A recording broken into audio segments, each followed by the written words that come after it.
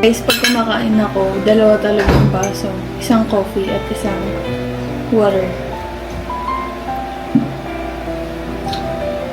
Amen.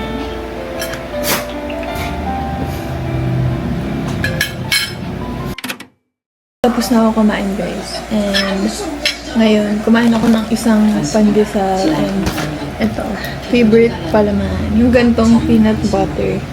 Ano, nabibili lang sa ano. Ito yung gusto ko. I'm taking this.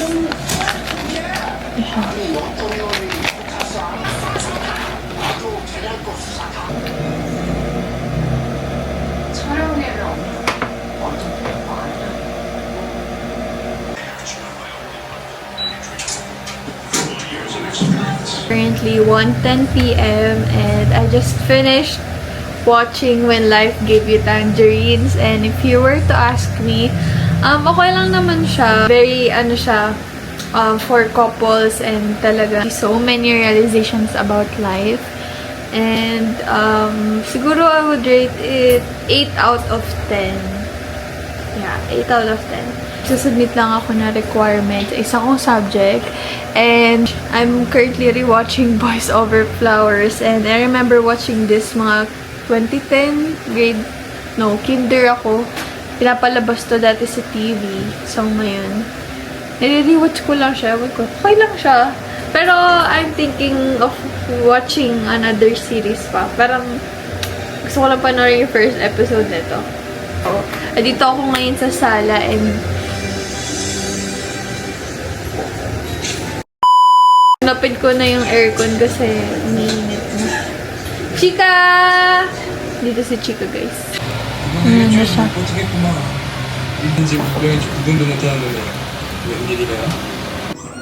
흡입까지 필요 없겠지? 지방이 아니라 근육이라 해도 효과 없어. 레이저 준비됐지? 그 전에 왁싱...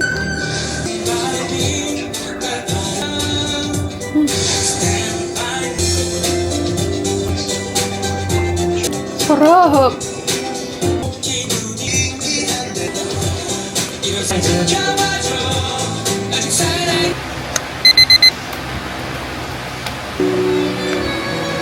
Is nearly full-term fetus of a 40-year-old female. Chromosomes were obtained. The patient binaman. So, ito si Chika, guys. Sa paliguan na natin siya. And as you can see, medyo camera shy siya. Okay. Cute. So, dito natin siya papaliguan sa CR. Ang kanyang shampoo is this one. Ito ang kanyang soap. Okay, are you ready?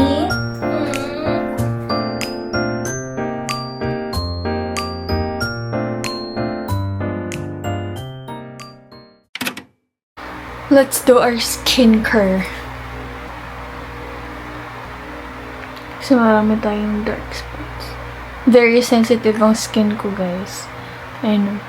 Onting lang, makahiga lang ako sa maruming bedsheet or di lang ako makapaghilamos. Nagkaka-pimple agad ako. You see that? And it's totally normal. Okay? Hindi ako naglalagay ng marami sa face. Ganyan lang. It's currently 7:56 p.m. and the time has finally come. Magpa-plancha na tayo ng mga damit. So, nag-merienda lang kami kanina and nanood sa baba. So,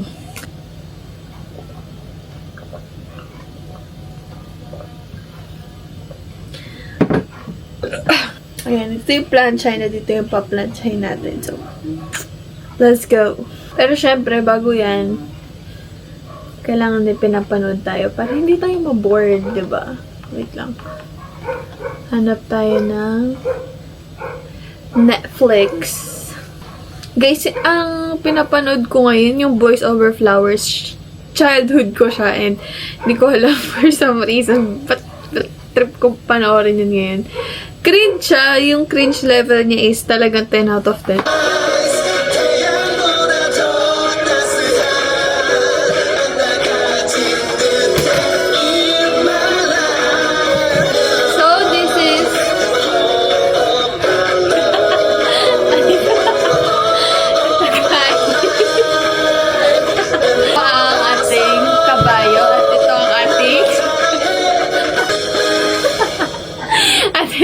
Ikaw, Jen, say hi.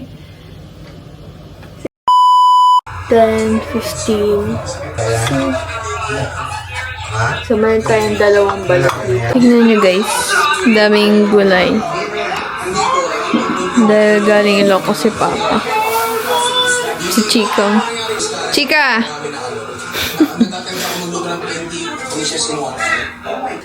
Nag-aabang siya ng pasalubong niya. Pag naigop ko na yung sabaw, I put it here. Then, salt.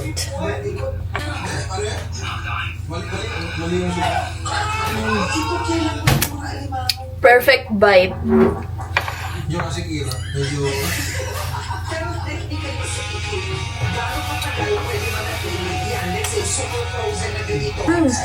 Meaning walang freeze to na nangyayari. Basta sa Sarap. Perfect. The egg.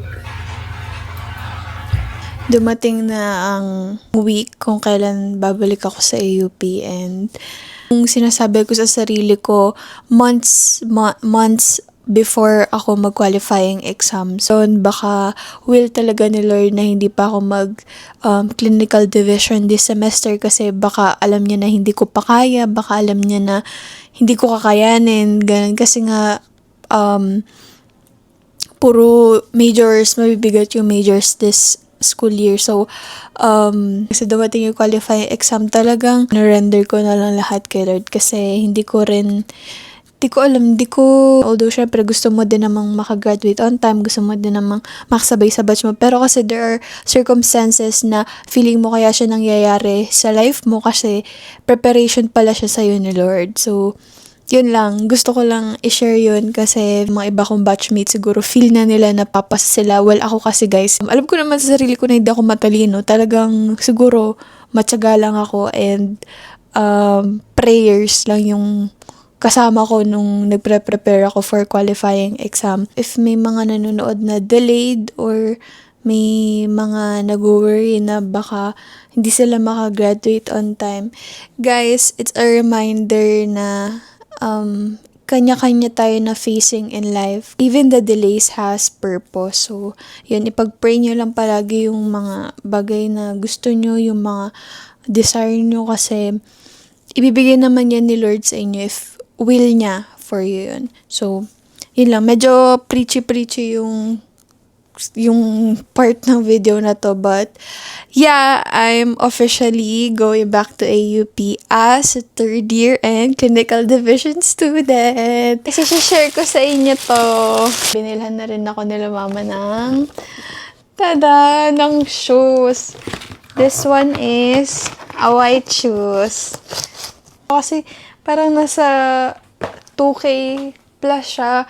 And parang to think na I already have my white shoes and white uniform. Parang it's all coming together. To think na parang lost ako last month. Wala lang. Parang nung nakita ko na may shoes na ako na white, parang ano na siya, parang nasa reality na talaga.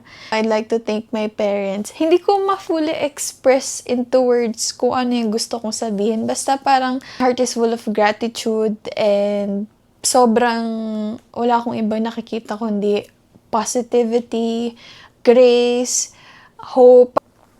Wala, I'm so grateful for my parents. Thank you so much to my parents. I'm sure si mama mapapanood yun to kasi lagi nanonood yun. Yun ang unang nanonood ng mga vlog ko. So, mom, if you're watching, thank you so much for always supporting. Syempre, isa na doon is for buying me these shoes. Kasi wala lang. Parang, hindi ko alam. Basta may sentimental value, guys, itong sapatos na to. Hindi ko siya fully ma-express. Pero, sana nagigets nyo. Basta, I'm really grateful and I'm really thankful. And itong shoes na to, symbolize siya ng lahat ng magagandang nangyari sa akin.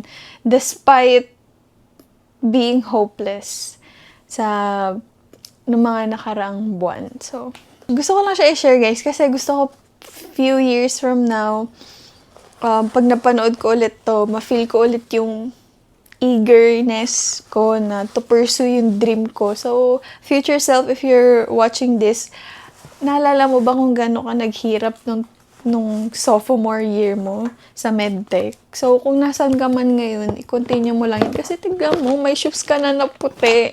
Hi guys, may papakita ko sa inyo.